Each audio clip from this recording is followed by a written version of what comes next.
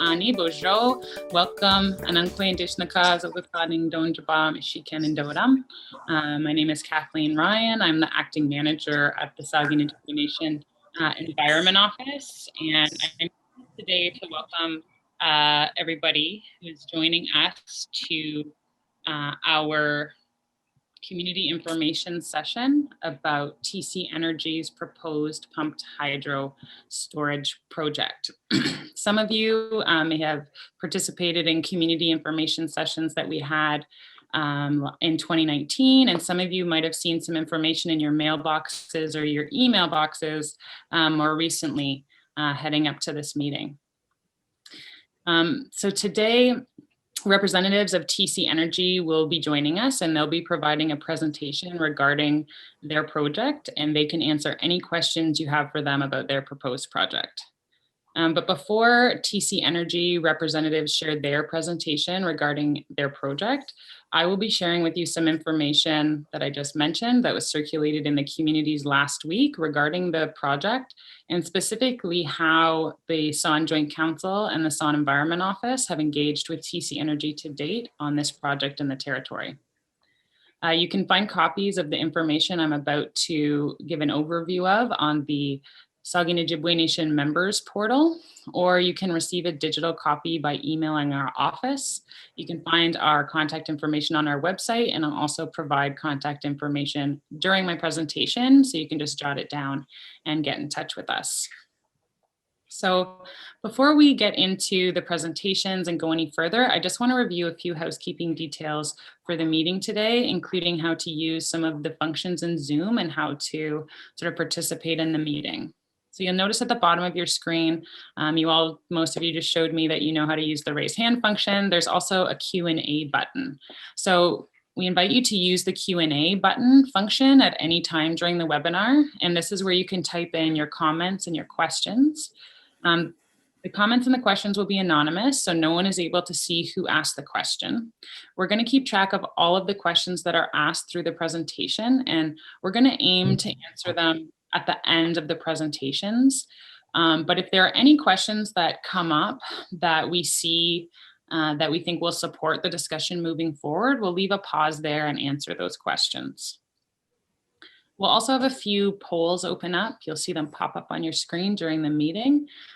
You don't have to participate in them if you don't want, but if you do, it just helps us get a sense of sort of where you're at with the information and how you're feeling about the presentation. So the last sort of housekeeping thing is there are 3 prizes available this evening, 3 gift cards to Walmart. So one of them is going to be for open to anyone who registered for tonight's event. The second will be drawn from all the people who are actually present for the whole presentation. And the last one will be drawn randomly from anyone who asked a question or provided a comment during the webinar. So before I introduce the Saugeen Ojibwe Nation chiefs to provide some opening remarks, and then pass the session over to TC Energy, I'm going to go through a short PowerPoint outlining the engagement between the Saugeen Ojibwe Nation Joint Council and the Environment Office and TC Energy on this project. And like I said, this is the same information that you can find on the members portal on our website, and that was distributed to the communities via email and snail mail last week. So now please bear with me. I'm going to try to share my presentation.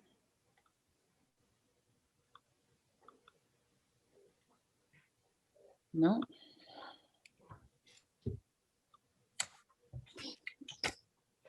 Okay, so there should be something that says community information session on the screen.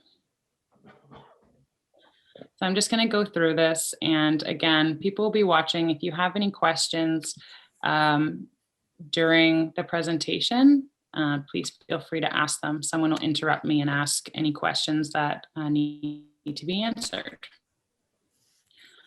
So here we are, the community information session for TC Energy's proposed pumped hydro storage project. So this is a bit of a narrative of how we got where we are right now. So in May 2019, TC Energy approached the Saugeen Ojibwe Nation Joint Council to introduce to them their pumped hydro storage project. The project is proposed in San territory at the Department of National Defense, 4th Canadian Division Training Center. Many of you might know this location as the tank range, and you can see this location on the map in this picture. I'll leave most of the details about the project for TC Energy to describe, but at a very high level, the project involves digging a large water reservoir on the military base at the top of the bluff or escarpment.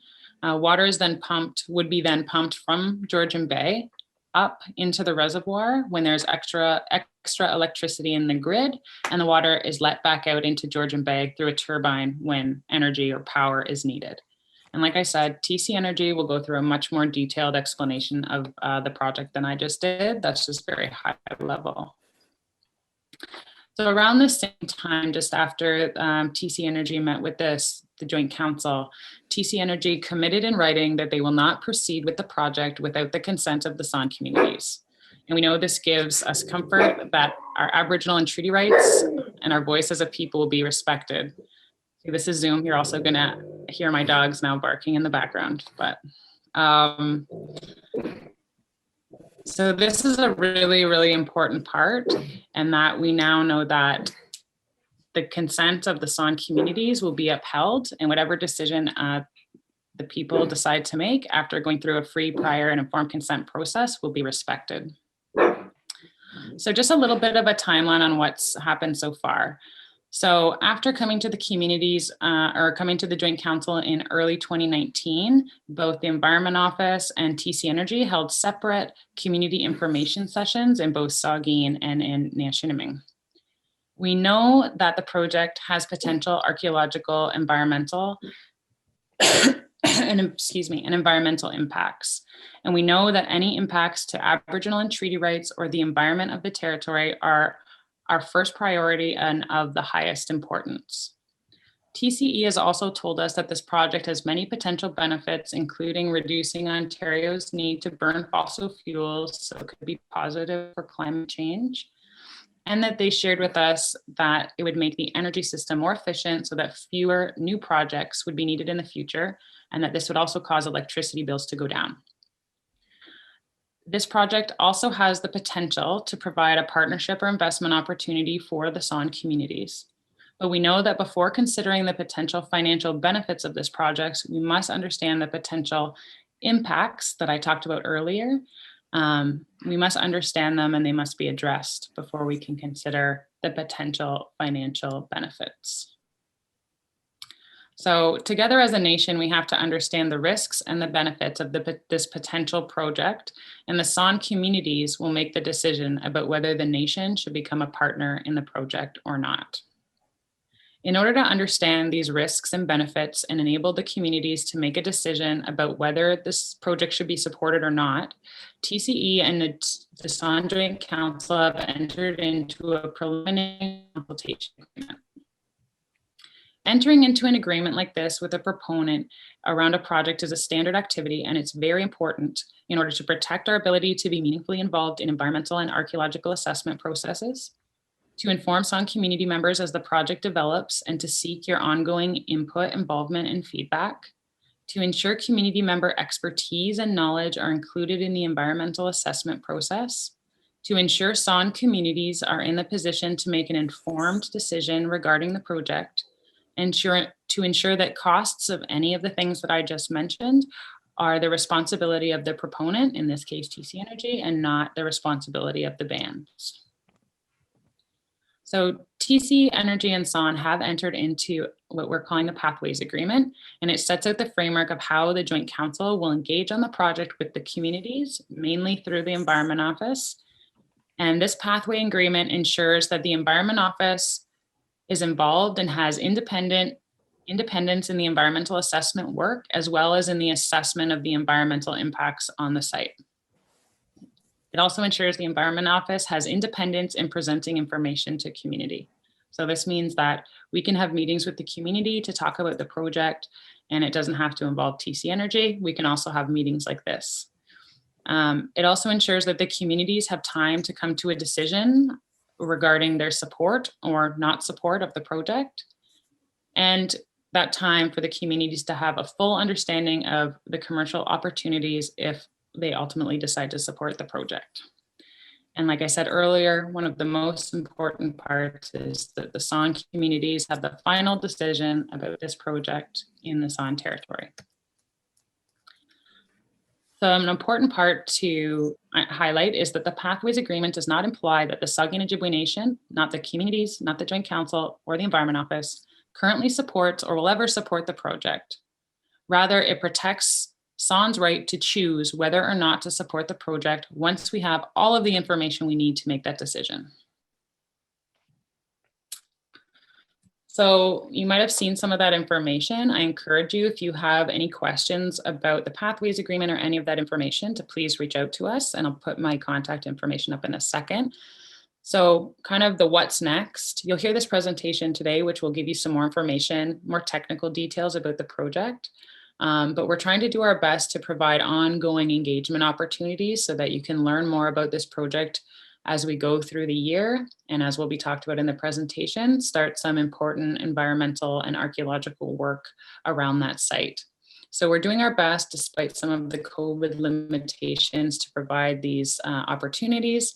And most of them will be virtual for now. And you can find information on our Facebook page and the website.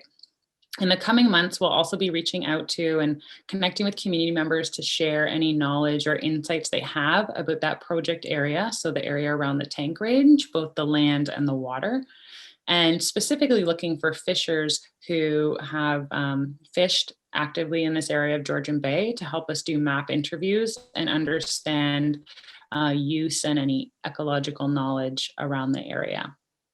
So please sign up for the members portal to access information and documents intended for SON members only. You'll be able to find information about this project, chat functions, ways that you can connect with other community members on this topic.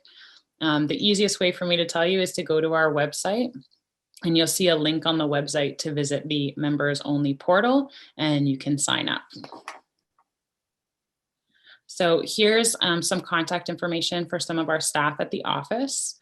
If you have any questions, concerns, you want to share feedback, or just need support, you can contact our staff. You can also find this information on the website.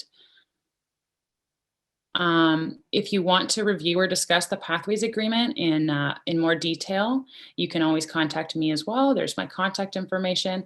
If you want to follow up on any of the information provided in TC Energy's presentation, there's also a link specifically to the pump storage project site here, and I'm sure they'll provide that in a moment. So Miigwech, thank you for listening to that. I'm going to stop sharing my screen. I don't know if there are any questions that came through.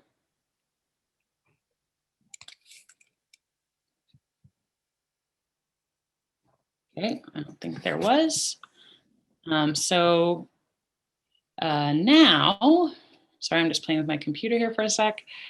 Yeah, so now I am happy to introduce the Saugeen Ojibwe Nation chiefs, Chief Greg Nadjuan and Chief Lester Anaquat, chiefs of the Saugeen Ojibwe Nation Joint Council and of their respective communities of Chippewas of Nawash Unceded First Nation and Chippewas of Saugeen First Nation. Chiefs, welcome. Could provide us with some opening remarks. Well, I guess age wins the day here. So that was a good intro to tonight's information session, Kat, and this all had its seeds, I guess, of through the reconciliation and through consultation. I believe that we've covered all the bases. You've mentioned the protection of our Aboriginal and treaty rights. That's front and center.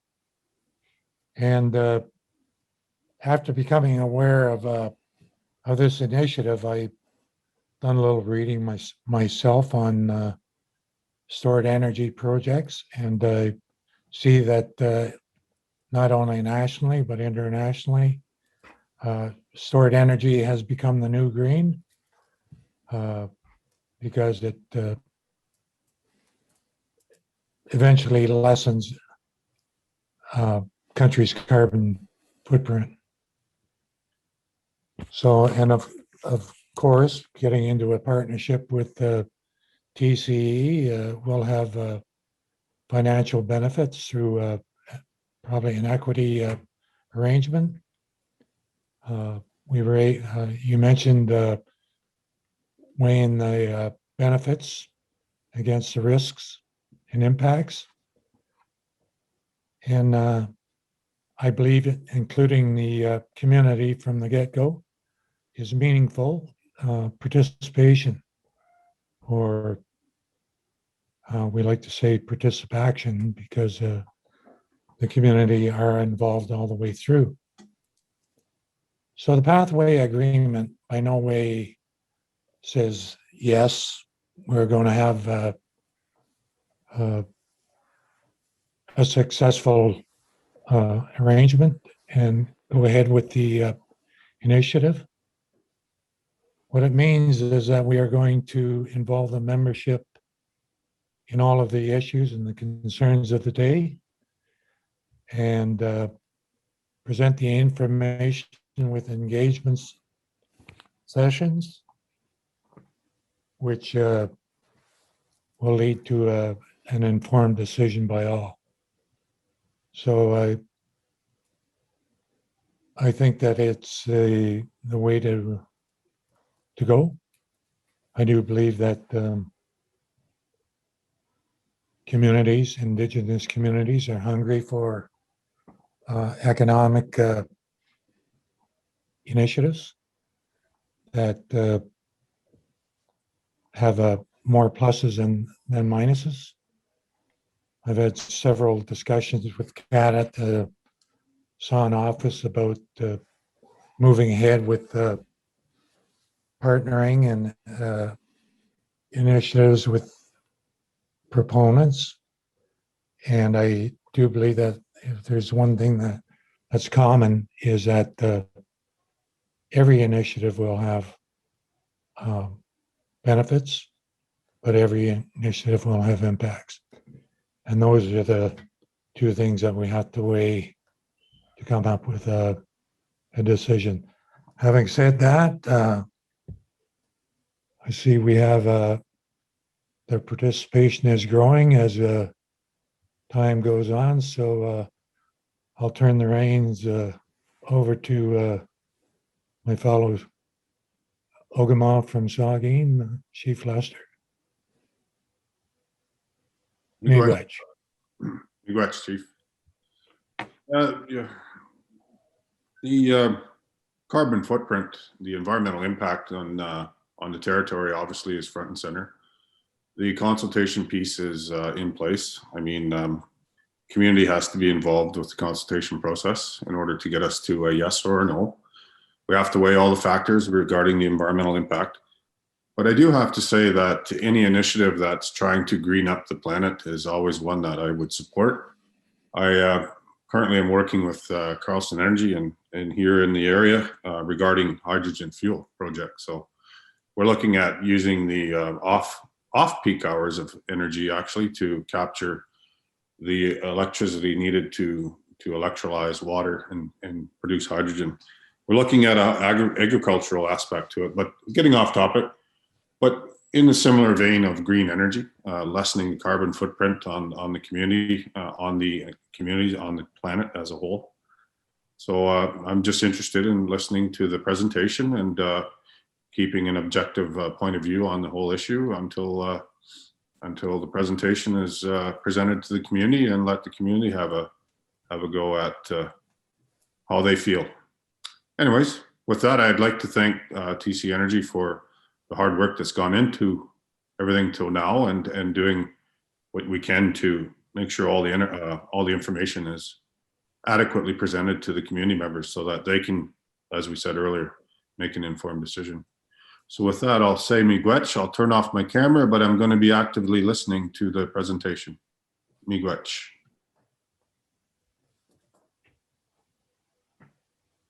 Miigwech Chiefs. Thank you for those words. Before I do anything else, I see that a poll has just popped up. It's popped up on my screen. So there's a poll up right now. So people in the meeting, if you'd like to participate, you can click on that poll. So without any further ado, I'm gonna pass things over to TC Energy. I'm gonna ask Christian Matosian, he's the Manager of Indigenous Relations for TC Energy, and I'm gonna pass it over to Christian to introduce the TC team and begin the presentation. Miigwech.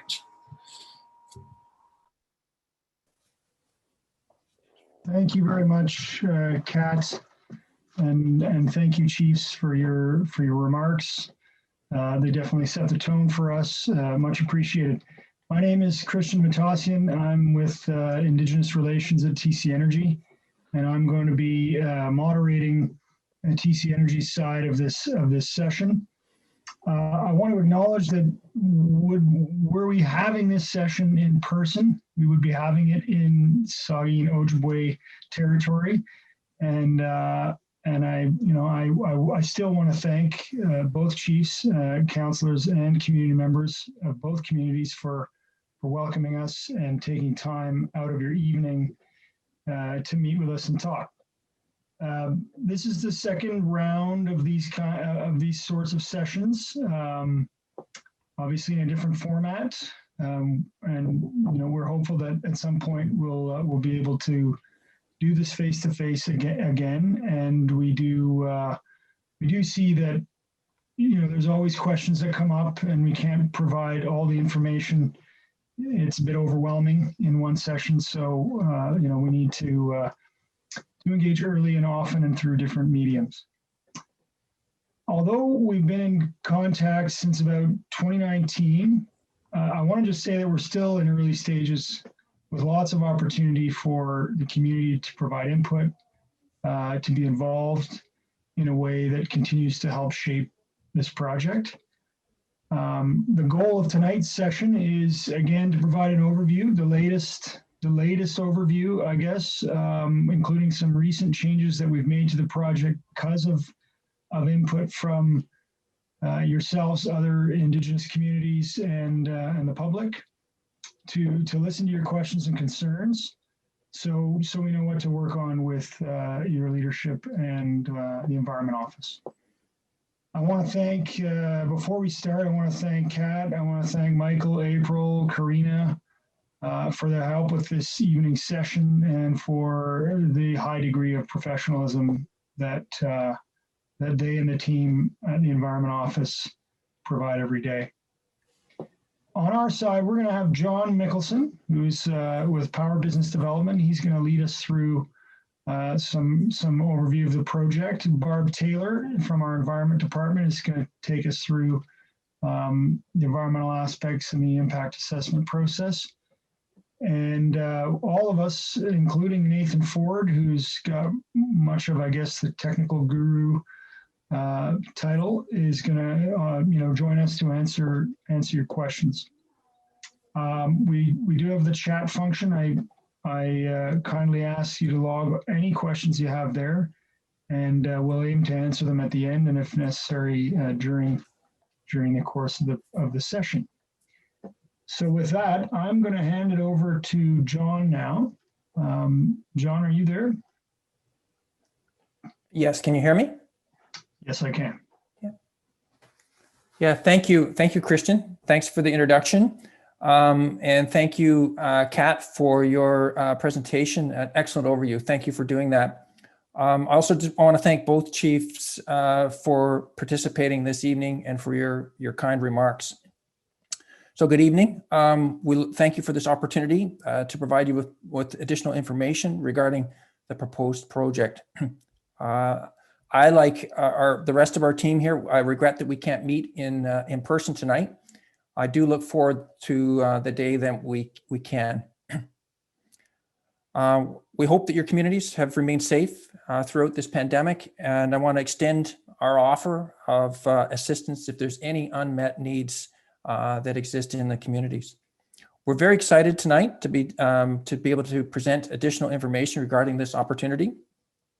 This is a really intriguing project. We think that has a number of very positive attributes. It has the potential to be meaningful, not only from an energy standpoint, but also from an environment and an economic one. It's a complex project. There are a lot of different stakeholders involved, and there's lots of work that we need to do before we know whether this makes sense. We appreciate and we respect your right to fully understand this project, the environmental impacts, the impacts on Aboriginal treaty rights, and the economic benefits before you decide to support it. As Christian mentioned, tonight's presentation and others that we expect to have in the future are designed to provide you with the information that you will need to make an informed decision. We have continued to develop this project over the past year in anticipation of a positive outcome from your assessments. And I'm very pleased with the progress that we've made this year, in particular, the cooperation that we received from the communities and the input we've received. Your input is vital as we look forward, and we look forward to continuing to work with you in this process through this next year. So maybe we'll just start with a location for this project. So you might ask, why are we here? And I thought we should just sort of give you a bit of a primer on pump storage and the reason why this site is particularly opportune for this project. So we're planning to build this on the Meaford Tank Range. That particular site has the unique geographic situation of elevation, water accessibility, and proximity to the electrical system. So the elevation and the proximity to water from Georgian Bay make this an excellent location for pump storage. The project will be developed on land that is not accessible to the public and will not interfere with the ongoing operations of the base. The site is close to where consumers need electricity, and we will connect to the transmission system in a manner that ensures electricity can be delivered to them. All of the facilities, except for the transmission line, will be constructed within the Meaford Tank Range. We're committed to design and construct to minimize the impacts to the training capabilities on the base and to protect the environment. And we recognize and respect that the project lies within the traditional territory of the Saugeen Ojibwe Nation. And as we've outlined earlier, we will not proceed without the support of your communities.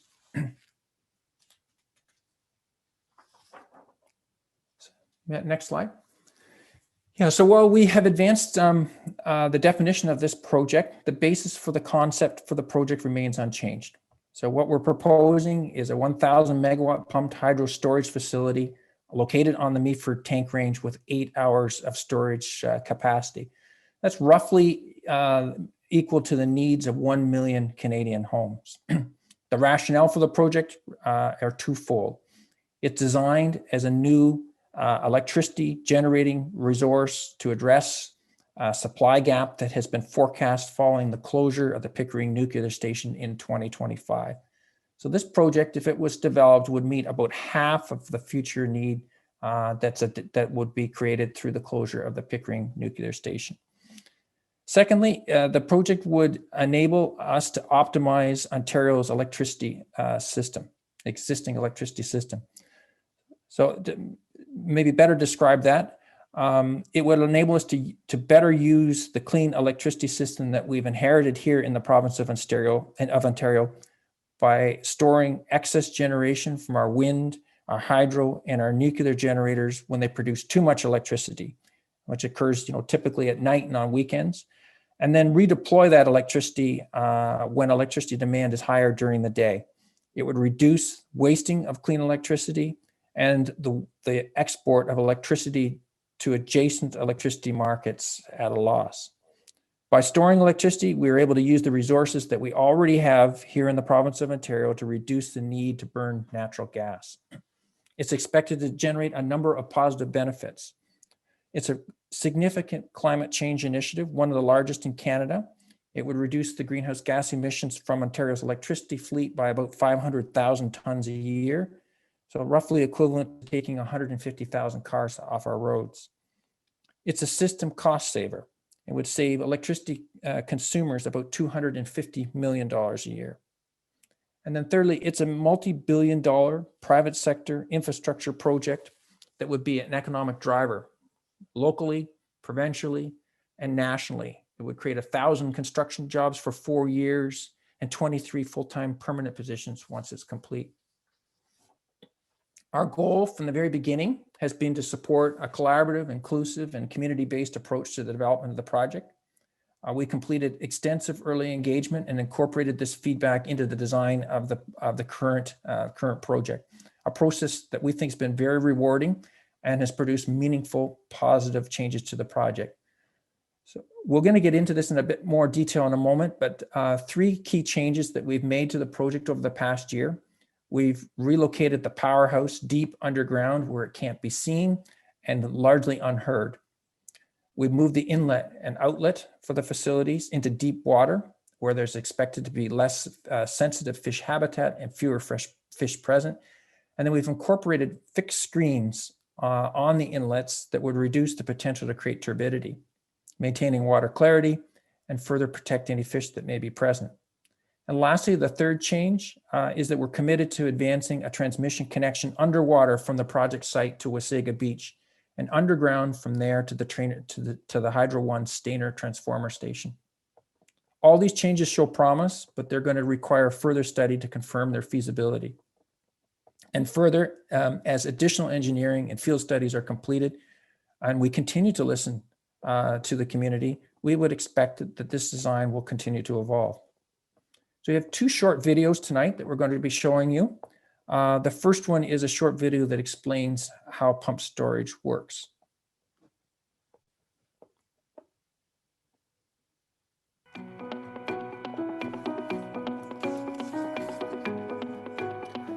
What is pumped storage hydropower?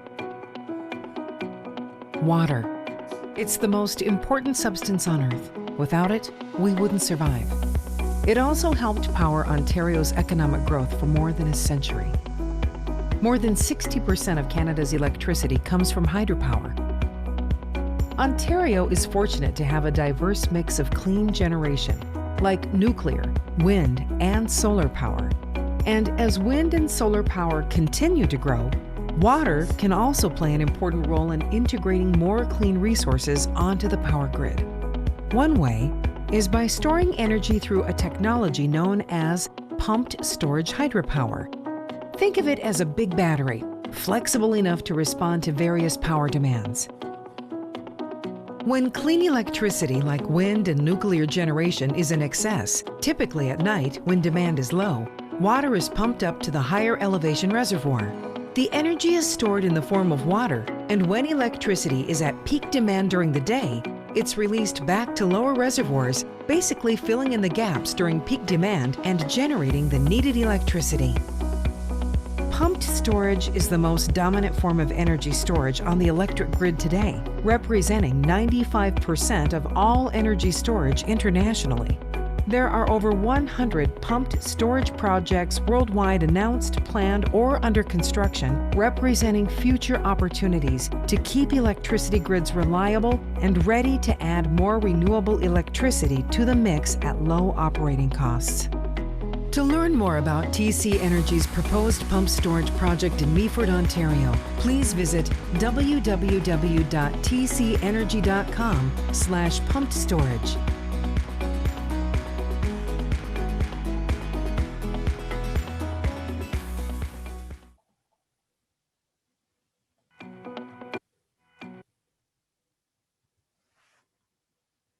So it's a simple concept, proven, reliable, safe technology that's been around for over 100 years and continues to be developed around the world.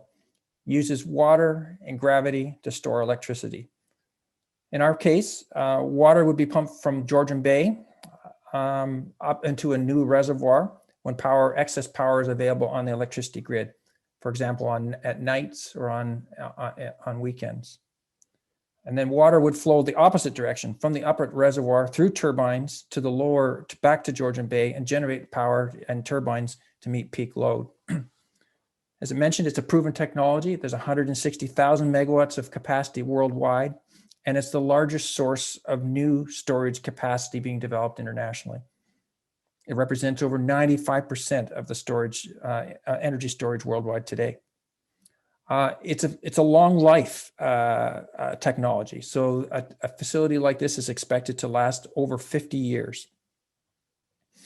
And for Ontario's identified needs, which is replacement capacity for Pickering Nuclear and the capability to balance Ontario's vast renewable generation capacity, large-scale, long-duration energy storage is needed.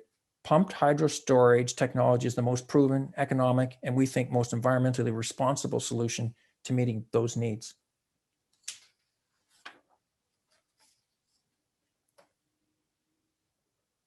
So I thought I would just take a moment here to describe our approach to this project. Our goal from the very beginning has been to support a collaborative, inclusive, and community-based approach to the development. We completed extensive early engagement and incorporated important feedback into the aspects of this project. We've coined this expression, the project is designed in the public eye.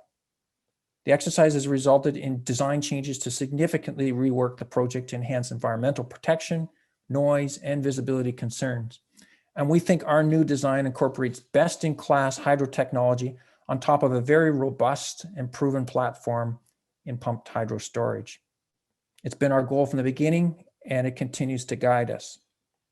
We've held meetings in each of Nawash and Saugeen communities, and we had 3 community information sessions in Meaford, as well as a virtual open house this summer. In addition, we've had regular ongoing engagement with Son Environment Office and with your leadership on this project.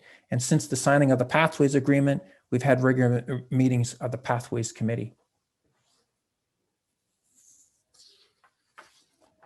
So we've heard a lot from these discussions. In particular, we've heard concerns about impact on the environment, waters and lands, as well as the ability to exercise treaty and Aboriginal rights, including fishing and harvesting. There's an expectation, and we are committed to share information and work together on assessing and addressing the project impacts, to collaborate on the environmental assessment, and to include Indigenous knowledge in the environmental assessment processes. We've already made changes to the project that are designed to avoid and minimize potential impacts. And at this point, I think I'd like to start the second video, which provides an overview of those changes.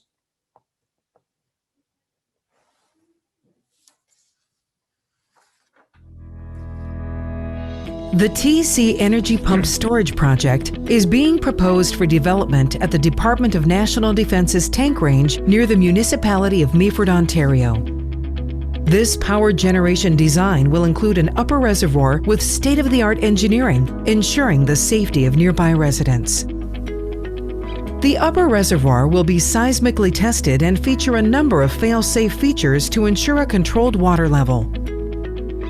The upper inlet outlet structure will control water flow, while a primary spillway ensures excess water drains back into the lake in the unlikely event the reservoir is nearing capacity. A secondary spillway provides a second failsafe for controlled water release.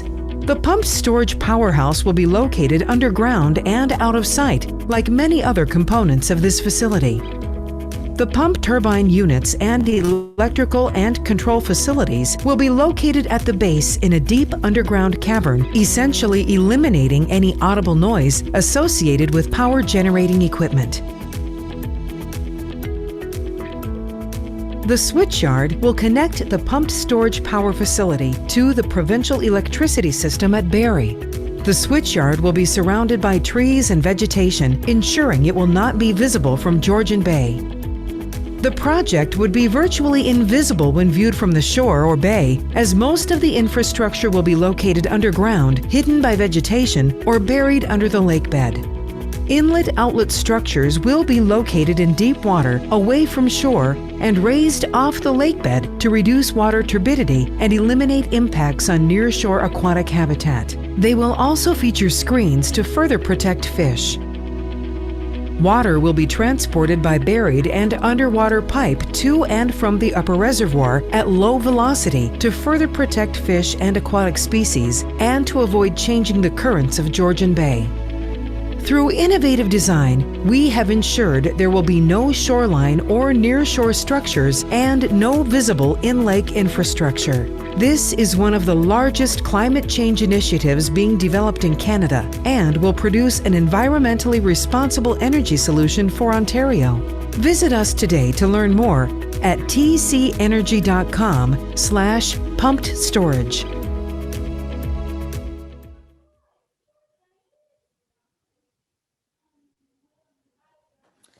Yeah, so maybe we'll just take a moment here to touch on some of the key features that were discussed in the video here. So this figure shows the inlet design. So we changed the design last year. We had a channel, basically an inlet channel in the original design, and so we've replaced that now with a manifold design. So it consists of several of these raised inlets that would be screened and raised off the lake bed. So they're designed to create low speed horizontal flow, less than what we call the breakaway speed of any nearby fish. And then being off the bottom of the lake, it would reduce the potential to create any turbidity or raise any of the materials that might be present on the lake bed. So it keeps velocities below the breakaway speeds of fish, and avoids turbidity. And then these inlets will then be connected to the pump and turbine facilities through underground tunnels. So that in addition to the low speed inlets, we're also tunneling underneath the shoreline, which is expected to be sensitive fish habitat. So we'll be tunneling right underneath that. So the other feature, I think the other key feature of this is the powerhouse itself. So previously it was located at the shoreline. We've now relocated this into what we call an underground cavern. And so this would address a number of issues. First of all, from a terrestrial footprint, from the surface standpoint, it would reduce significantly any risks to cultural heritage sites, species at risk, or the surface environment. It also significantly reduces the visual impact of the facility. The facilities are largely invisible now particularly from the water, and then substantially reduce any potential to generate noise that might be heard by nearby residents. So it's now buried deep within the ground. Yeah, and then the third feature is the next slide. Yeah, so in addition, the third feature that we've incorporated into this new design is the electrical connection. So there's really two components to this project. It's the pumped hydro facility itself, and then there's the electrical connection to the grid. And as mentioned, we're now advancing a lake bed solution, a cable that would run along the lake bed of Georgian Bay, come up in the Wasaga Beach area, and then be buried cable underground to the Stainer transformer station. And then from there, it would be utilizing the existing Hydro 1 corridor to the ESSA transformer station. If the project should proceed, the transmission solution would be a significant component of the environmental assessment process. But at this point, we're advancing the proven safe technology through an underground connection. I think at this point, we're going to turn this over to Barb, who's going to speak to some of the studies that we've completed to date. Thank you. Thank you, John. Thank you, John. Oh, and thank you, Christian. Is my camera working and audio working? Yes. Wonderful. All right. Thank you, everyone. Thank you for taking your time to join us today and allow us to present this information. As mentioned at the beginning of the presentation, my name is Barbara Taylor, and I'm the environment lead for the project. And I'm coordinating with the SON Environment Office to plan and undertake the studies that are going to be needed for this project. It's environment and socioeconomic studies that we'll be undertaking under my responsibility. And it has been my really great pleasure to be part of a new opportunity to fully collaborate on this really important energy project and really work, together to study and advance this project, we hope. So what have we studied to date? Well, the truth is most of 2020 was spent building relationships and understanding with the SON leadership and the SON Environment Office. We've met regularly via phone and some video conferencing to discuss what key information we need to obtain. We have a lot of feedback from the community sessions that we've provided and a lot of feedback through the Environment Office as well. So, we want to understand what we need to get our field studies going forward collaboratively. And in 2020, we were limited for a few reasons, and a couple of them, obviously the pandemic was a major issue that we wanted to recognize that there's challenges and concerns within the communities, and we really couldn't do much. We couldn't really go into communities, particularly at the beginning of the lockdowns. We just had to recognize the limitations until some of the restrictions could be eased. But the other and probably more important component of that is that we needed to have that agreement in place, we'll work towards the pathway agreement so that we could really undertake these studies collaboratively. So we have that common understanding of interests and expectations. So the first batch of data that we wanted to collect, the first key information was around the fish and fish habitat concerns. Obviously, moving water from Georgian Bay up and down into a reservoir, even though we'll be cycling it on a near daily basis, water is very dynamic. It's very sensitive. That ecosystem is very complicated.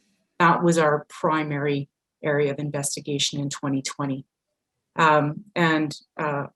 We planned our fish studies with the guidance from the SON Environment Office and the SON trusted subject matter experts as well. And we were really lucky to contract a boat and crew from a SON community member. And that was really successful. And we shared lots of information back and forth. And it was a very positive experience and sets the tone for how we want to progress our studies as we go forward. And so these studies we undertook on the water, we went out in September, and then we went again in late October and into early November. So that was the first opportunity we had in terms of being able to go out, both in terms of where we're at with relationship agreement, and also that it's just when we could go out. So we got early fall data and late fall data. We mapped fish habitat. They did some sampling to identify which fish were present, both near shore and in deeper water.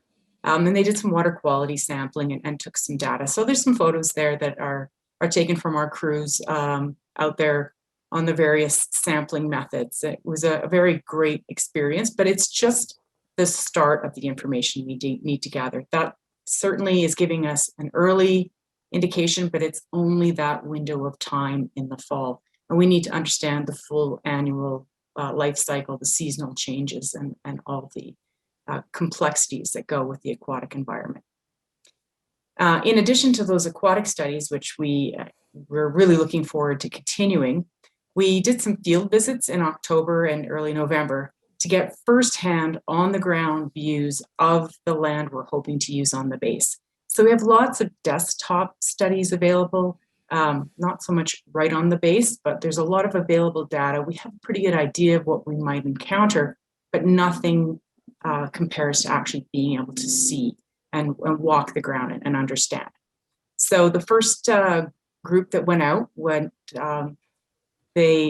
planned this in conjunction with the feedback and input from the SON Environment Office and the subject matter experts that are trusted by the SON Environment Office. And we looked at the vegetation, tried to validate some of the wetlands that might be present and look for the higher value wildlife habitat.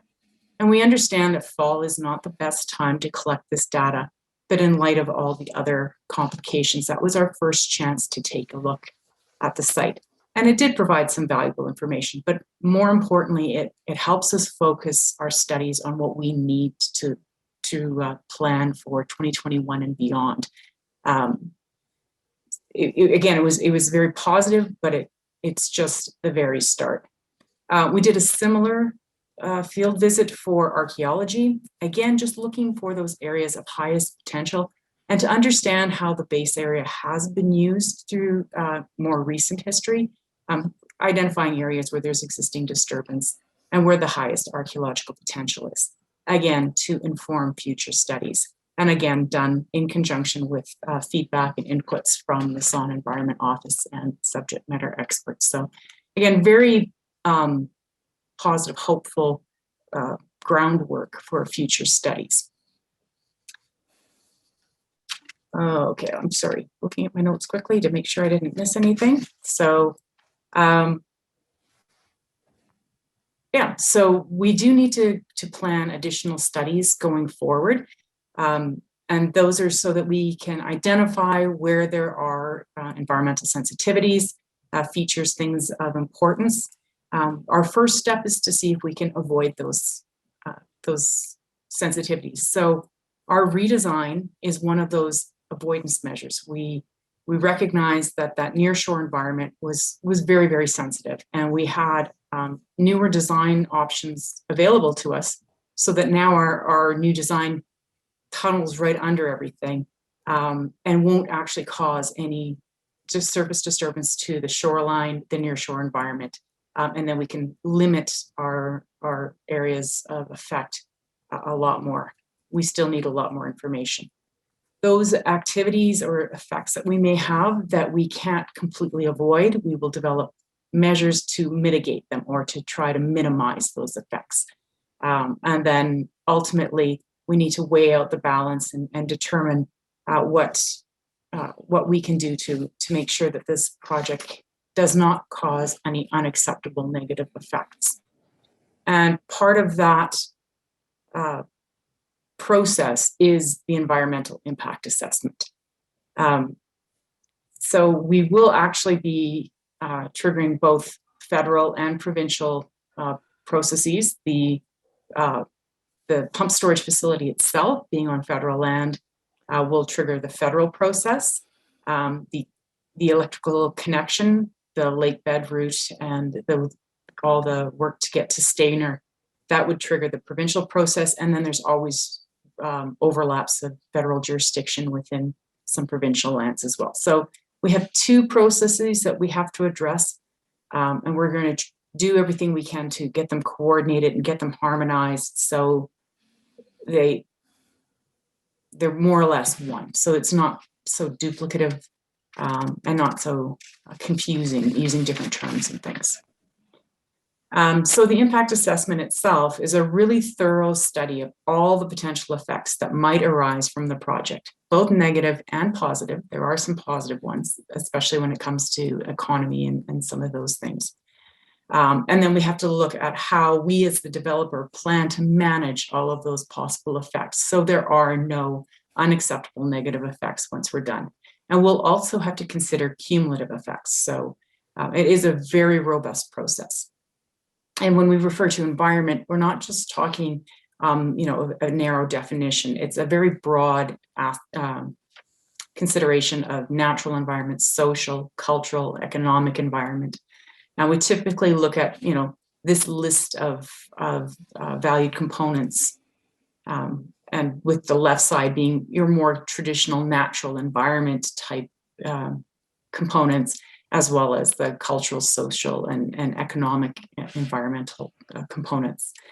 Our very first step in that is making sure that we're understanding what all the components and their various parameters mean. So we'll be reaching out to interested parties, Indigenous groups, the public, and other groups to provide feedback. And as Kat had mentioned in her presentation, we most specifically will be approaching the Saugeen and Nawash community members. Kat's team will be undertaking a lot of that work to make sure that we consider all potential interests or concerns or questions under any of these topics. So we do encourage everybody, think about this project and think of those questions and concerns. We want questions to answer tonight, but we'll continue to seek those inputs, feedback, knowledge. There's certainly a tremendous amount of knowledge that can be imparted to us through this engagement process. So the studies we're looking at over the coming year or so will ultimately feed into the environmental impact assessment. And that in itself is a very long process. Overall, we think, we need well over a year to get to the point where we file the impact assessment, and then that will be well over a year while it's with government. All told, we're expecting about 3 years in process for the environmental impact assessment process. Again, we're working closely with the Saugeen Environment Office and their trusted subject matter experts and advisors to gain all of that specialist knowledge and community knowledge. We want to reach out with meetings like this, like the one we held back in November of 2019. I cannot believe we lost 2020 to that the whole year, but we're continuing to progress. And we really want the input through any means that we can get it. Yeah, so like I say, all that information will be fed into the impact assessment process. And also, obviously, that is how the Environment Office team will help convey information within the community. So we're sharing all of our data, all of our information. We're collaboratively gathering that information, and we want to make that very transparent and very available to the community to inform your decisions. The impact assessment process, as I said, is very complicated and long, and we really want to work to make that understandable for everyone and make sure it reflects all the interests and concerns of everyone. But I think that kind of covers my aspect of it. I'll hand this back over to the next presenter, and I'm happy to answer questions at the end of the session.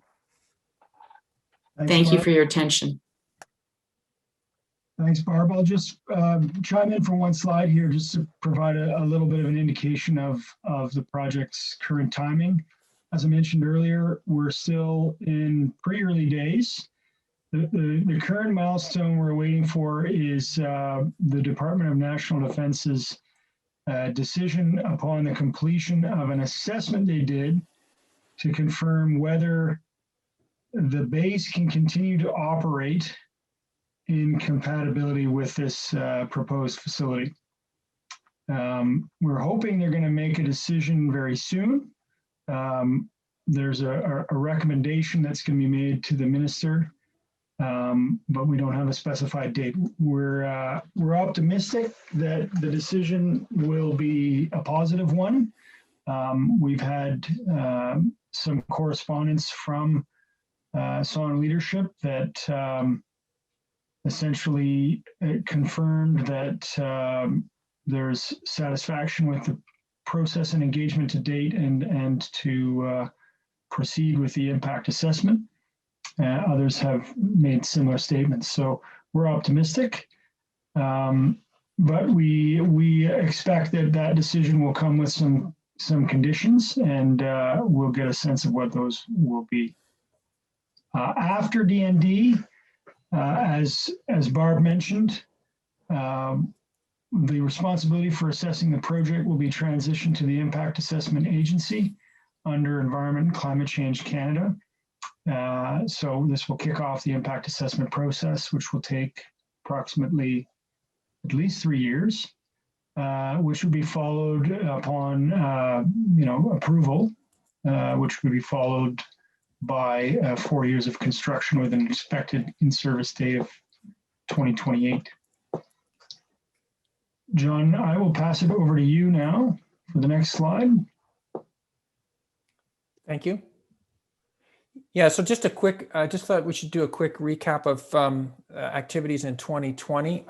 We made steady progress throughout the year, despite the fact that we were impeded by the impacts of COVID. The early part of the year was focused on engagement. As I mentioned, we had extensive engagement both with Indigenous communities and public in Meaford that resulted in a lot of good impact or good input to the project design. We had a virtual open house this summer, and we've engaged in a comprehensive communication effort in Meaford and the surrounding region to provide information about the project. We completed a significant redesign of the facility in early part of 2020, based on the field data that we collected, engineering studies, and most importantly, the stakeholder and Indigenous community input that we received. And we'd expect that redesign will address major concerns that have been raised about the project, although the validation of that is still required through the environmental assessment process. We submitted a comprehensive technical package to the Department of National Defense to support their assessment process leading to a decision on the long-term access to the site. As well, we had there was a special community or council meeting in municipality of Meaford in June dedicated to the project. We received unanimous support of municipal council at Meaford to allow the project to proceed to the environmental impact assessment process. In July, we signed the Pathways Agreement with your communities to collaborate on the assessment, the environmental impact and economic benefits assessment, and potentially leading to a potential partnership to jointly develop the project should it proceed. In August, we signed an access agreement with the Department of National Defense, a revised access agreement which supports both the current activities as well as enabling us to conduct activities under the environmental impact assessment, assuming we get to that stage. And in November, we were accepted into a unique process. The Ontario Ministry of Energy, Northern Development and Mines, and the Independent Electricity System Operator introduced a process they call a provincial phased assessment process. It's a process that's designed to evaluate power development opportunities that meet system needs, provide consumer benefits, and provide social and economic benefits to the province of Ontario. So this project was a good fit for the phased assessment process, and we were accepted into consideration into that process in November. Also in November, we held our first meeting of the community liaison committee. So that's a committee that's designed to be a forum to both discuss concerns about the project as well as understanding benefits that might be created through the project. And SON has been invited as a member of that committee. Over the course of the year, we completed significant level of preliminary aquatic and terrestrial reconnaissance surveys with the involvement of SON that have both informed our design design of the facility and the design of the studies that we plan to undertake should we advance to the environmental impact assessment. I'm really pleased with the participation of the community in our preliminary environmental field work, and we look forward to continuing your participation in 2021. So what's coming? In December, I mentioned we formed a committee under the Pathways Agreement, so we're currently working on a budget and a work plan for this year, which we expect to implement shortly. Christian just mentioned that we're waiting on a decision of the Department of National Defense. After D&D's decision, the responsibility of this is going to be transferred to Impact Assessment Agency under Environment Climate Change Canada. We would expect to kick off the environmental assessment work this spring. The work would incorporate traditional knowledge and land use studies. And we're going to continue our discussions with the Independent Electricity System Operator and the Ministry of Northern Development and Mines in this phased assessment process to establish a commercial structure for the project. This is really important as we attempt to define the economic benefits to SON communities should the project proceed. And I mentioned at the beginning, this is expected to be the first of many community meetings to provide information about the project. We're committed to ensuring that community members have the information they need to make an informed decision about this project. So in addition to these meetings and information sessions, we will share information through other means such as newsletters and videos. And as always, we welcome your questions. At this point, I'm going to hand it over to Christian. Finish our discussion. Yeah, thank you. So I want to kind of start a wrap up here by reinforcing, underlining our commitments. As I mentioned earlier, as Kat mentioned earlier, actually, we are committed to sharing information and through venues like this. about this project early and often in ways that work for your communities. And even in these different times, we'll do whatever we're guided to do that ensures the information is communicated effectively. We're also committed to listening to your concerns and questions, providing opportunities for involvement, and more importantly, to act on the input by improving the project's design, by altering planning or the measures that we would collaborate on that would avoid or mitigate or minimize those impacts. I think most importantly of our commitments is that we won't build this without SON support. This was provided in writing by our now CEO in October of last year, where he said, and I'm going to quote, "TC Energy will not commence with the construction of the project until the SON has had the opportunity to assess the benefits and the potential effects of the project and its participation in the project, or confirmed its non-objection to TC Energy proceeding." So since this commitment was expressed, we've entered into a pathways agreement with SON that guides us on how the communities will review the environmental impacts, the economic benefits, and ultimately sort of detail the pathway on taking a decision with respect to this project, taking its position on whether to proceed or not. A couple of other things that I think we probably should mention here is we're committed, and we've started these conversations. Are still in our infancy, but we're committed to maximizing training, employment, apprenticeship, contracting opportunities, and of course, to ongoing communication and engagement and information sharing. We take these commitments very seriously. We will continue to uphold all of these, and we are always open to hearing feedback if any of you or other community members feel that we're not. And we look forward to continuing to work with on a daily basis with the Environment Office and your leadership. So with that, I want to just flag up this last slide where you can always reach us and find more information through any of these channels.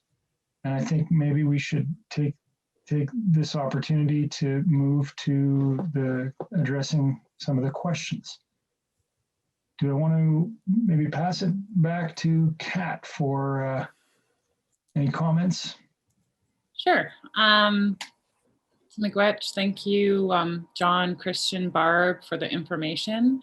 I think that was quite a bit of information for people to digest. So like I said earlier on, if you do have any questions that come up after the session, or maybe you rewatch the session, always feel free to reach out to our office. You can also reach out to TC Energy as well, but we can always make those connections for you through the office as well. So we did have a few questions come in during the presentation. So I think we could probably answer those questions now. So I'll just read the first question. This may be a question for John. So there was a question that asked, where has this been successfully undertaken in Canada in the past? And what negative or potential negative impacts did this have on the local environment? Yes, so there's actually only one pumped hydro storage facility existing in Canada today that's located near in Niagara, near the community of Queenston, and it was constructed in the 1950s. So I suspect that it's and it also is part of the sort of existing hydro facilities at Niagara. So I'm not sure that it would be a particularly good a reference for looking at environmental impacts for this project. I think the most recent projects that have been pumped hydro storage facility projects that have been constructed are in Europe. And to the extent that there are learnings that we can glean from those projects, we would certainly incorporate those learnings into this project. But I think by its nature, this is going to be a unique, because of its location, it's going to be unique, and that we need to study the specific impacts on the environment associated with this particular location near Meaford.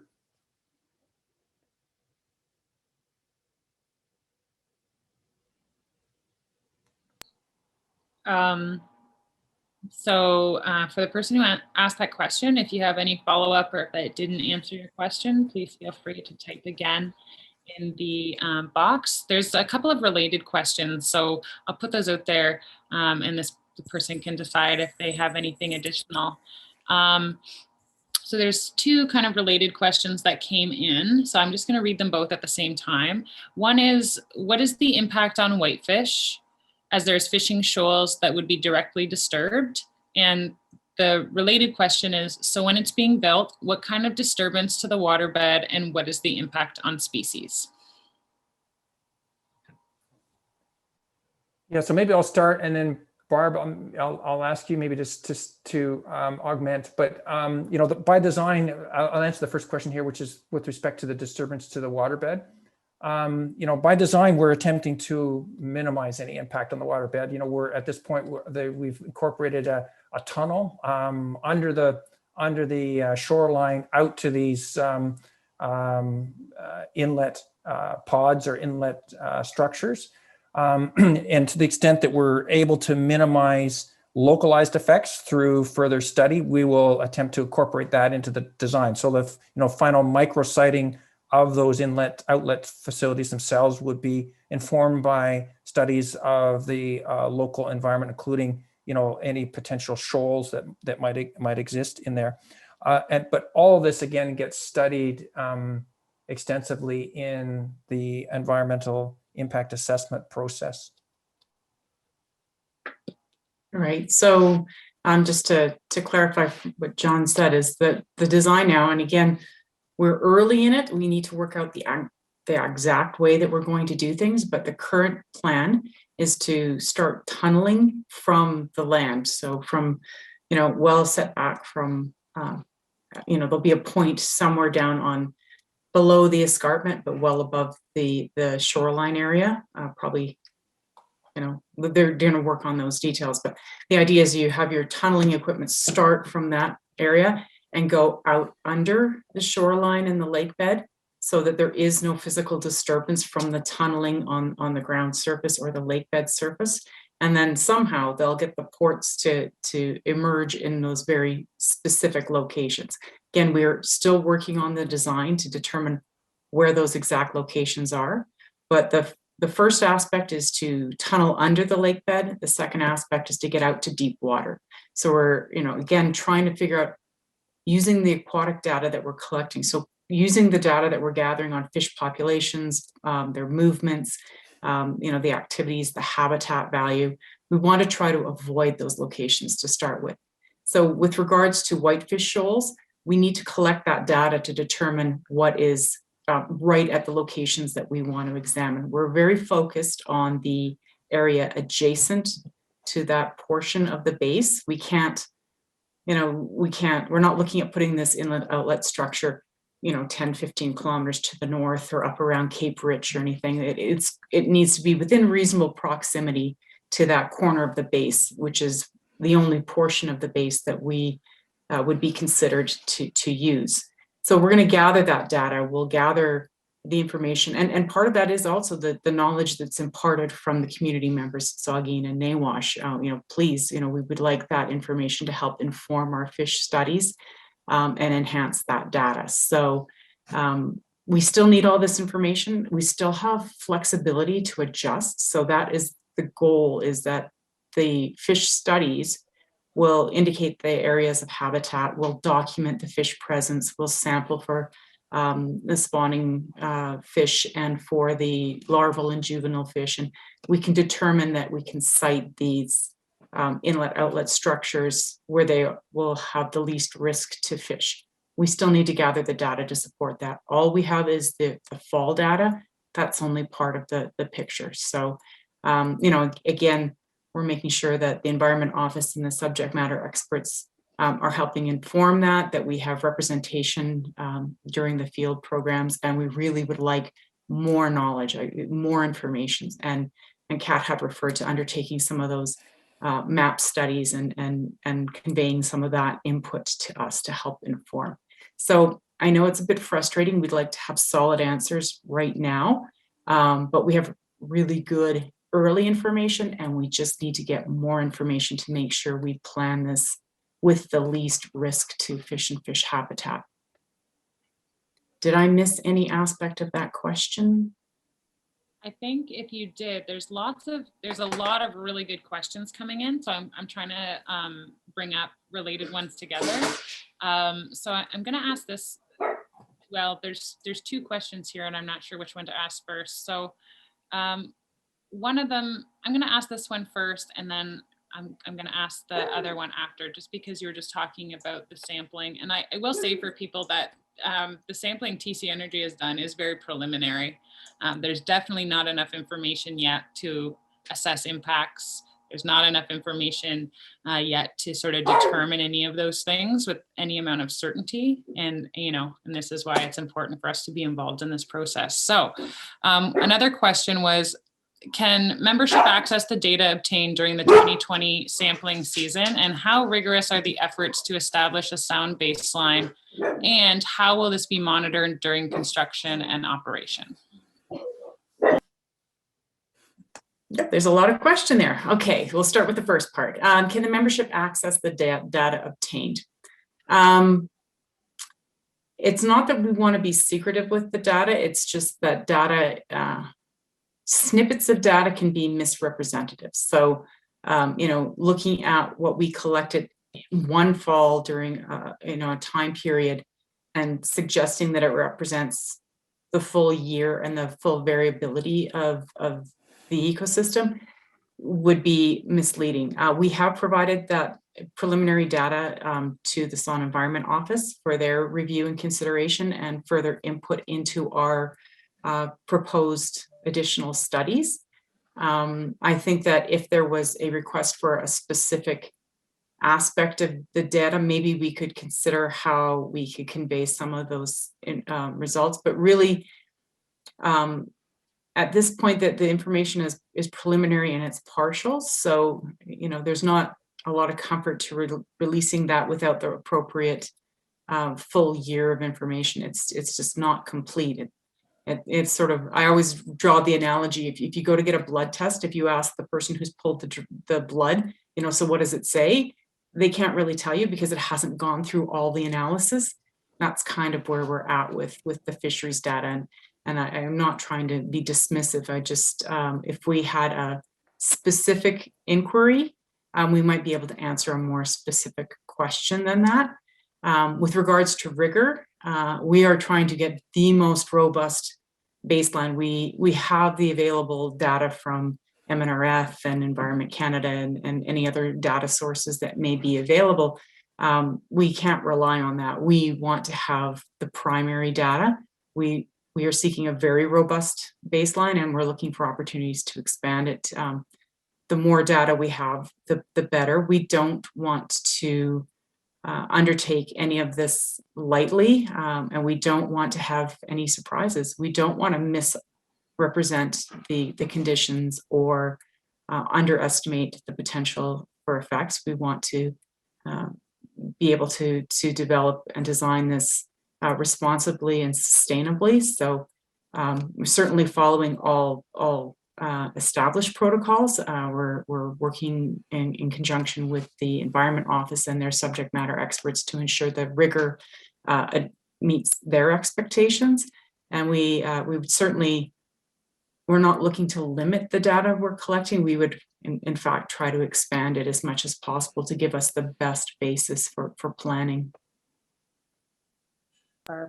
I'm gonna, again, there are a lot of questions. So I'm gonna, for those of you who have asked questions that I haven't brought up yet, I'm gonna go through the environmental related questions first, and then to some of the sort of operational related questions, and then to things that are asked of either the chiefs or have to do with some more of the commercial side of things.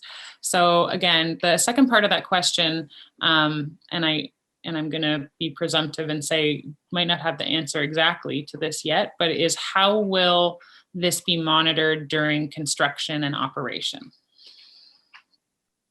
Yep, we need to determine that. You know, we need to understand what the data is, what the ultimate design is going to be, what the potential interactions are, whether we need a long-term monitoring program, you know, what that looks like, how we'll undertake it. We still need to develop that. We don't, you know, we understand the concept of, you know, wanting long-term monitoring, but we kind of need to understand what we need to monitor for. So, you know, that is all part of what we need to understand and move forward with.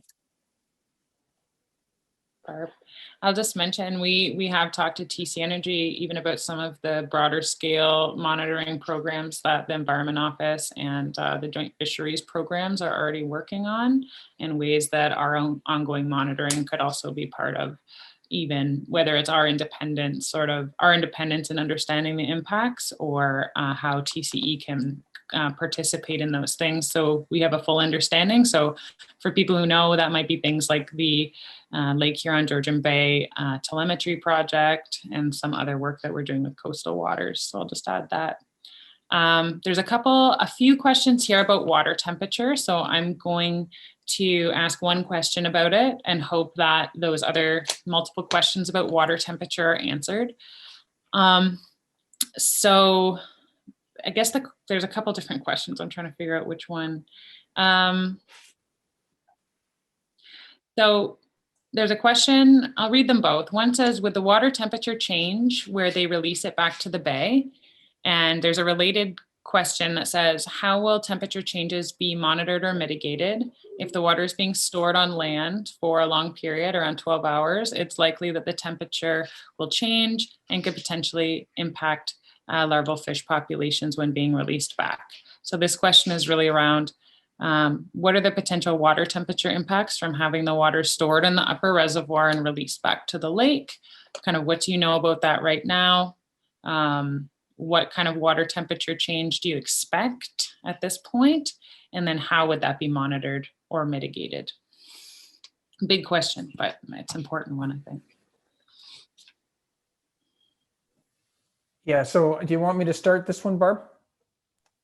Sure. Yeah, so first of all, just want to make clear that that the project is not, you know, we're not transferring heat. There's no heat exchange expected as part of the process. It's not like a thermal plant where we're using water for a cooling purpose. So the water temperature change would be only related to the movement and the storage of water, as I think the second questionnaire has indicated here. The depth in the reservoir is about 20 meters, so that and as you've noted here, it's going to be exchanged fairly quickly, like over. It's expected to be exchanged on a regular basis. So our expectation is there's not going to be a lot of change in temperature, but it would certainly be studied as part of the project environmental assessment process.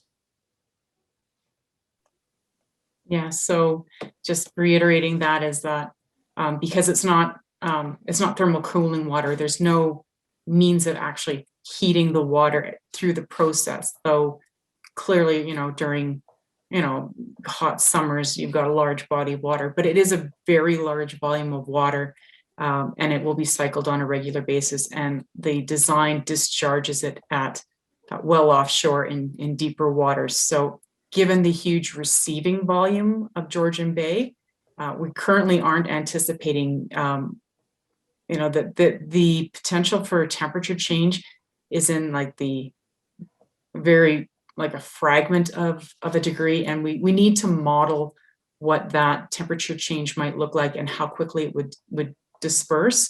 The other part is the design is a dispersed design. It's not like one big plume of water going in and out. It's multiple ports and slower velocity water transference. So they will undertake the modeling necessary to kind of chart out what that will look like, but we're currently anticipating it will be almost immeasurable, certainly at a very, very low scale, but we do need to do the modeling and the studies to document that.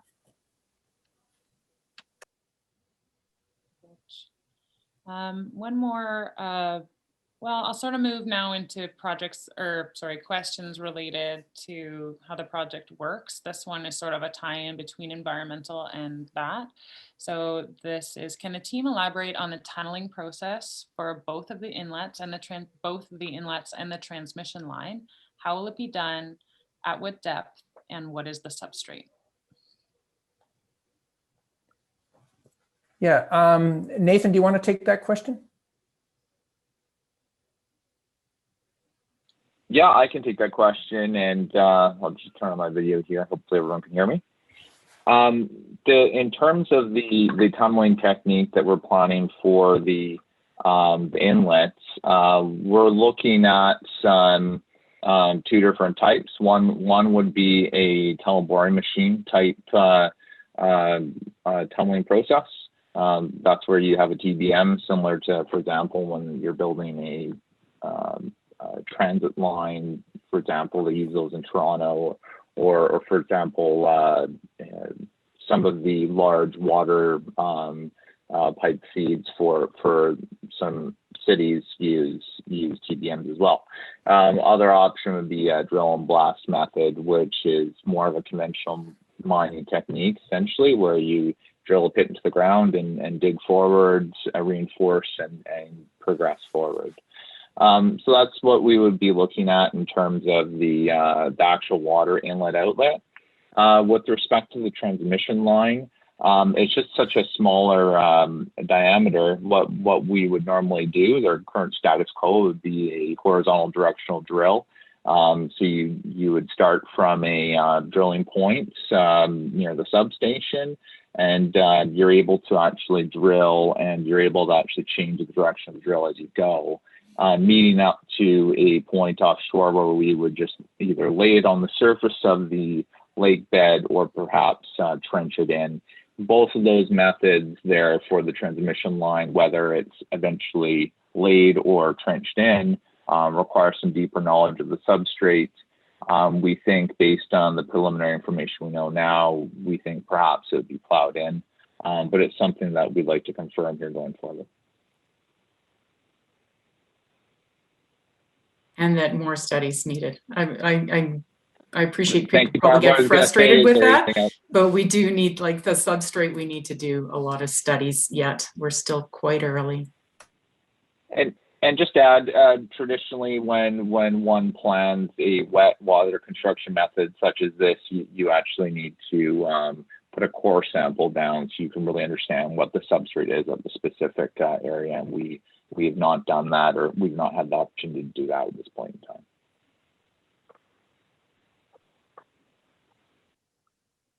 Thanks, Nathan.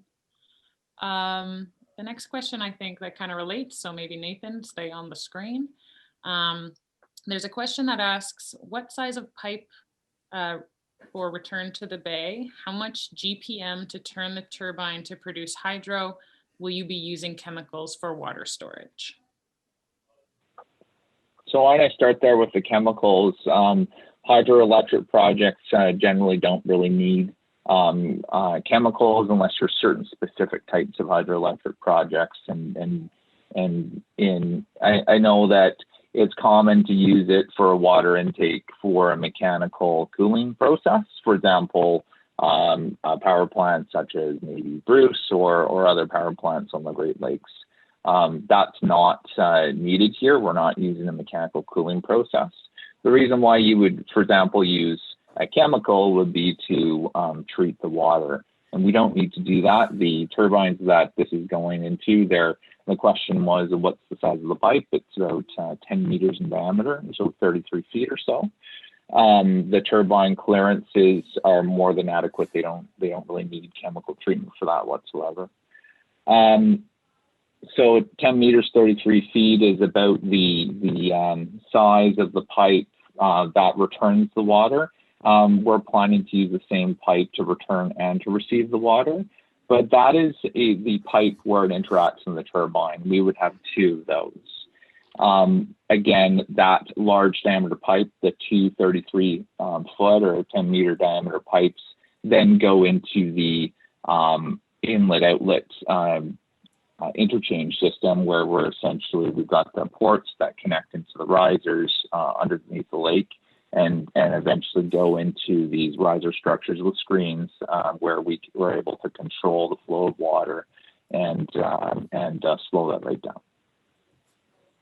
Okay, and then did I capture all those questions there? It's the flow of water and the diameter of the pipe. The flow of the water, we said, generally speaking, we're about 500 cubic meters a second, or about 700 cubic meters a second.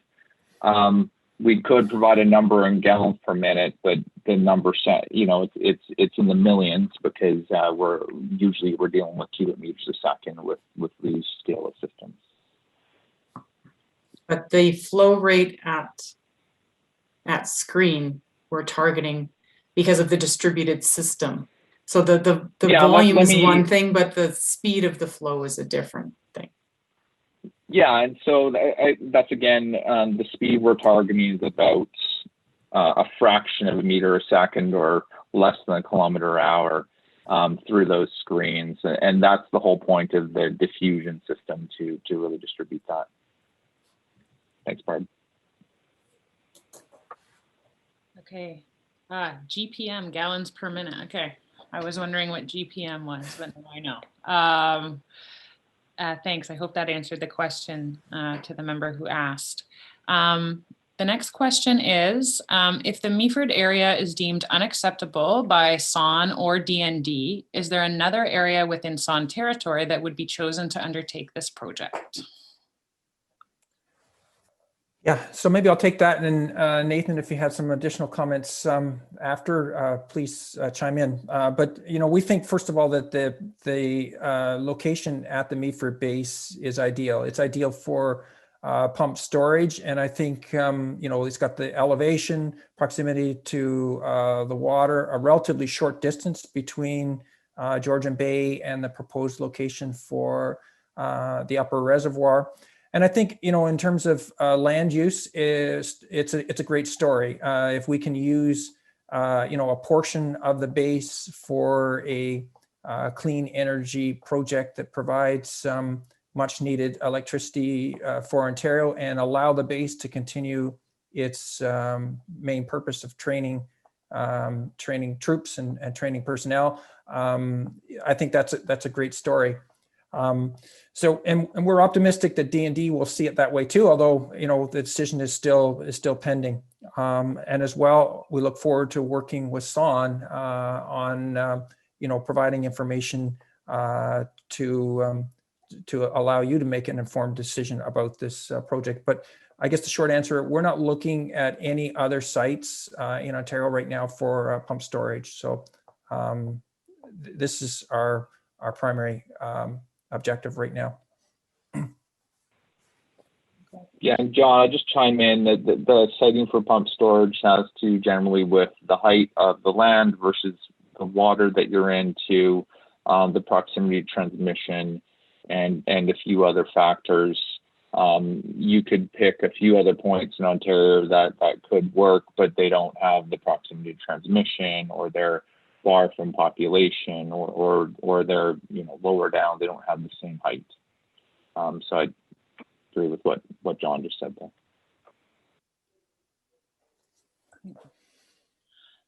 Okay, there's another question, and I might answer this. So the next question is, will ceremony be allowed on location? So this is something that is very important to me, that this happen. Currently, there's a lot of security related issues when it comes to accessing the Department of National Defense lands. So we're currently dealing with that, with even getting people on site. The security clearance process is very intense. It would be my preference that we be able to do ceremony on site, that whomever would like to do ceremony on site is allowed, in a way that we can organize it. Right now, we're just trying to get through the security processes and trying to find different ways through either TC Energy or directly between Saugeen Ojibwe Nation and DND on that nation to nation level to find an easier way to have community access the site to do ceremony, or even to just physically go there. It's a different thing. It's something to talk about something like this, and then it's something else when you can physically go to the place. So the answer is, I guess, we're trying to figure out how to make things like that happen. And right now, just the security clearance process is bogging us down. But I'm really committed to finding a way to get through that so that community members can not only access the site for ceremony, but access the site to participate and share information. For example, we have people in the communities who are experts on medicinal plants and species at risk. And I would love there to be opportunities for people to participate. So I don't know if anybody else has anything to add, but I think that's an important thing, and we'll find a way. Yeah, I can maybe chime in on that. We would certainly welcome more discussion about this. DND will have its own, as you mentioned, concerns about safety. We would have similar ones during construction and operation, just about the safety of those performing and participating in ceremony. But we do this a lot. This is a unique project with the DND security issues, but we do this a lot. We do it prior to construction. We do ceremonies during operation. But we certainly would love to talk about this more. Yeah, I think it's something ongoing that we need to figure out, because I think it's really important. So thank you for that question. A couple more questions here. And these are more around some of the commercial aspects of the project. And Chiefs, one of these questions is for you. So I'll just go through and ask the question for now. The question is, San presently has a claim on the lake bed that asserts Aboriginal title. Are the parties going to discuss compensation for the use of the lake bed along the lines of pay in lieu of taxes that are commonly used for hydro transmission corridors, as well for the tunnel out into the lake bed and for the use of the lake bed?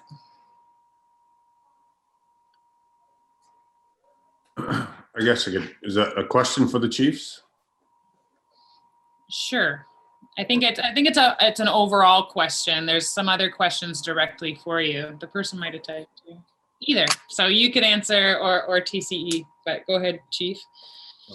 Just putting things in perspective, the current land claim case has already been to trial. We're in a holding pattern with that. I'm under the understanding this is a new path forward. This is a new project that's being proposed in the territory, and the issues of compensation on the finite details, those are, we're a long ways away from having those kind of details at this point. What I've heard just recently was the fact that you still need more data collection around fish habitat. I mean, we're almost like, I would consider like the infancy stage of a lot of the data collection. So, but I mean, it would be a totally separate agreement. I think something like that too. I'll just chime in maybe a little bit what I think about something like that. There's another question here about what kind of partnership is contemplated and what are the potential partnership terms. So I think something like what you're saying around the compensation for lake bed use along the lines, that kind of conversation might come into play the further the leadership gets into the commercial discussion. So for example, if the communities were to accept the project, there might be discussions around that. There might be, some alternative terms that we haven't even contemplated yet in these early discussions around that, or it might all be kind of wrapped up in some of the financial benefits that could come from an actual partnership. So again, I think like the chief said, I think we're kind of early to know about compensation structure for the project, but it's something that will work out. But I guess that actually goes to the next question, which is what kind of partnership is contemplated and what are the potential partnership terms? If I Yeah, may, so, well, go ahead. Go ahead. yeah, my apologies, Chief, if you wanted to take this question, but I just wanted to sort of second what Kat said. We've just started some of these discussions around the commercial terms, but from our standpoint, we've seen this project. We would envision this project to be similar to the SON interest in the Bruce to Milton transmission project. So you would be full equity owners of this project in parallel or in partnership with TC Energy. How that will formulate is yet to be discussed. But I guess the one key difference I think between this maybe and the Bruce to Milton transmission project is that we're anticipating striking the partnership early, and that the SON community would have active roles in the development and construction of the project. So it would be more, I think, a higher level of participation in the project as we go through, the environmental permitting and the design of the project, and ultimately the construction parts of the project. But outside of that, we would see something similar to Bruce to Milton.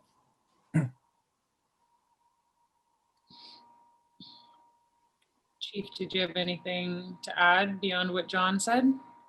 Or Chief Najwan? No, I mean, like I said, we're in the early stages. Sorry if I cut off Chief Greg, but we're in the early stages of discussion here. I mean, I'm keeping an open mind. I think that, there's been a lot of good things that have been presented here, and there's a lot of questions that probably are kind of early in the stage to be answered. But I think, if we can take away from some of the positive projects that we've had regarding energy already, like the Bruce to Milton, I mean, these issues can be addressed, and the environment is probably the most impactful question that needs to be answered. So we've had successes in the past, and we've addressed the environmental issues with those successes. And it's early in the stage. The community ultimately has to have their say on the issue. So it's kind of too early to have these real finite discussions. But, the community will have their input. And I believe that once they do, we can, of course, a lot more information needs to be gathered in the interim though. So I'll just leave it at that, because it's too early in the discussions to come to any kind of conclusions. Which?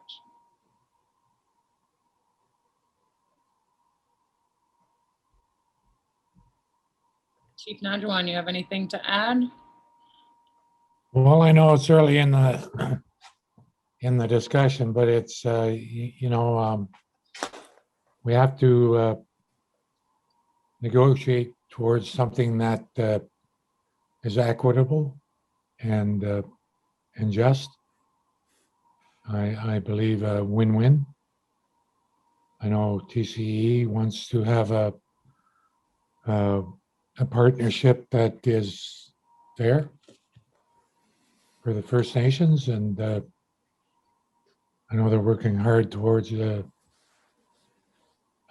including that as part of the solution to the stored energy project.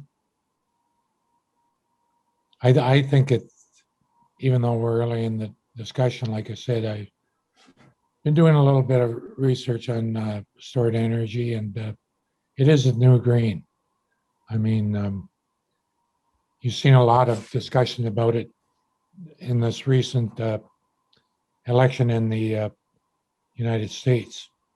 They were quick to shut down the pipeline, but they're more than willing to talk about stored energy projects. So it's I think we're going to see a lot more of this going forward into the future, because the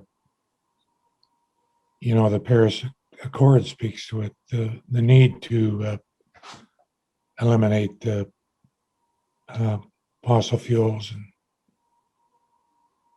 so I see John nodding his head every time I Yeah. mention equity. So that's where we're at. That's what we shoot for. Mhm. Shoot for the stars and settle for the upper atmosphere, I guess. Thanks, Chief. I think on some of the details around the commercial partnership, I know we're planning on having more sessions like this, and we are planning a session for a little bit later in the year, once we have had more discussions about the potential like partnership terms, to have a session like this with community to talk about what those terms are and what they mean. But I mean, it is a fact that TC Energy has approached SON with that in mind of the communities being a partner in this project, and what Chief said, like an equitable partner in that project. But once we are able to have more discussions about that, we'll have another session like this, and we can share some more specific details with people, so that you can be informed about what that might look like. There's another question. We'll maybe say there's 2 more questions, and then we'll cut it off. We're getting close to 7:30. There's a question that says, what kind of that was the one. What does the community approvals process look like? And this says it's for the chiefs. I don't know, chiefs, if you want to answer that question. My thinking is it would be something similar as we did for the approvals process for the DGR. But I think we're, again, a little ways. But if chiefs, if you have anything to say about community approvals process. Duty to consult, obviously, Supreme Court rulings, that's a starting point. And ultimately the community has their say on the decision, similar to the low level and intermediate level DGR process we just went through. But I would like to reiterate the fact that, though, the responsibility, it's a two-way street consultation. So we do have a responsibility to engage in a consultation as well, whether you're for or against the project. So just to reiterate the fact that it's a consultation is 2 ways. We can't just fold up our arms and say no to everything. We have to engage in a process that will give us an informed decision. The community gives them an informed decision, and they feel comfortable with that, like they did with the last process with the DGR. Yeah, I think we are early in the process, and we hope to get better at engaging with community like this, so we can get signals from people of along that journey of getting informed towards the consent part of free, prior, and informed consent, of like, what more do you need? Like, what more information or types of information or ways of getting information do you need to feel informed, that you could say, I have all the information about the risks, about the benefits, and I'm ready to make my decision. So we'll kind of be looking for signals along the way for that. And we'll work through that as we go, because I think it's a iterative process, right? We kind of have to gauge where people are at, what information we have, and then figure out where we go from there. But like Chief Anaquat said, I think it probably similar to the process the communities went through around the low and intermediate level waste, through that information process, and then getting to use your voice and cast a vote. And then, we saw what happened with that process. So that process worked. But anyway, that will develop as we go along. So a last question. This one says, will there be an opportunity for SON members to discuss this project with the leadership internally? And I'm going to take that as a suggestion or a request that we should have an internal opportunity, say without TC Energy, just to have an internal meeting with leadership and members, to have the types of discussions that are needed for a potential project like this. So absolutely, I'm going to take that as an action to do this. We did have sort of just with the Environment Office and leadership, we did have some of these meetings in other processes we've had. So we'll make sure to set something up like this where it's just the members and the leadership having a dialogue about this project.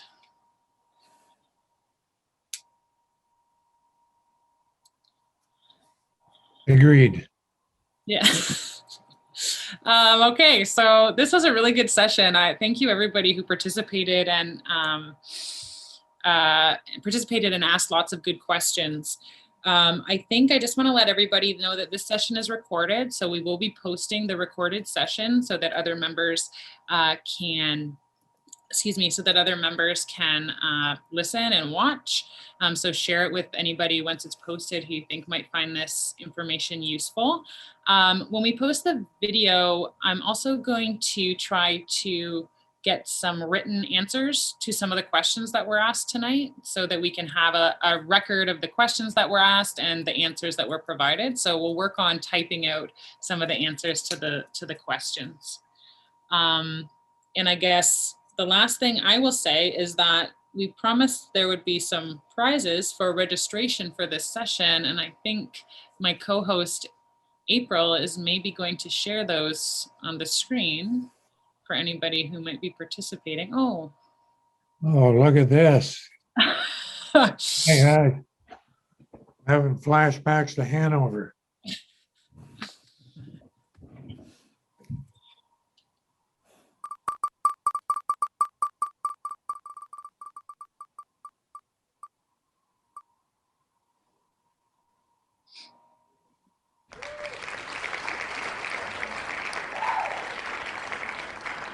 Congratulations. So you have won a gift card for Walmart.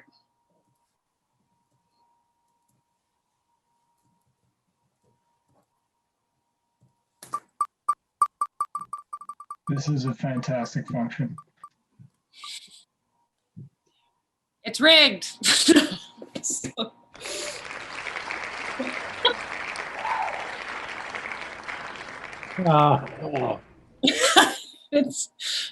Third time's a charm. I know. Let's see.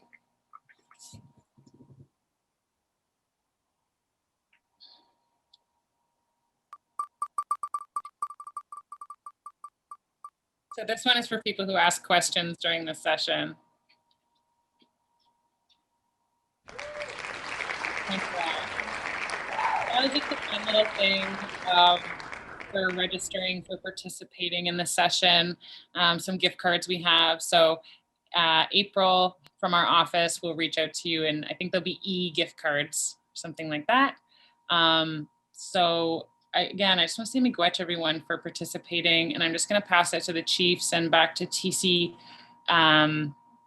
Energy to just provide any closing remarks. But my closing remarks are just like, miigwech, thank you for participating. Thank you for all the questions. This is a really good session, and I hope to see people participate in all of these virtual sessions that we'll be having over the next couple of months. Miigwech. So it's Chief Najwan. I'll begin. I think that it's great that even with the COVID-19 keeping us from meeting at community centers or in large groups, that they're beneficial to the community. They're an opportunity for the membership to ask very good questions. And I was very interested in some of the questions and some of the answers. And, I think that, what I said at the start, it's participation of the community that is going to work towards an informed decision. And then we'll know, whether it's a yes or a no. Miigwech. Miigwech, Chief. Yeah, the informed decision piece, what's really important is communication. We just hired a communication officer in our organization this week, and a communication strategy going out to our community members so that they're they can have updated information in real time on what's going on with the council back to the community, and then the community messaging back out to the general community at large. So I mean, the communication is really important at this point. And like I said earlier, we're just at the early stages. And so far, the information has been quite positive, and look forward to continuing the conversation. So,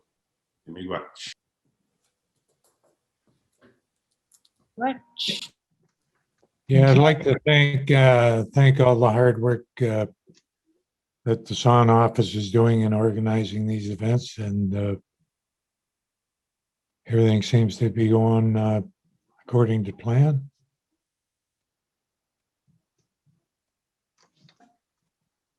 Yeah, Chiefs and Kat, on behalf of all of us at TC Energy, I want to really thank you for listening and for your participation this evening. This is time taken out of everyone's evening. Free time is precious, and we really appreciate it. We look forward to keeping you informed as we progress. I think it's just another reminder that we still have a lot of work to do. We still have a lot of two-way communication to embark on together.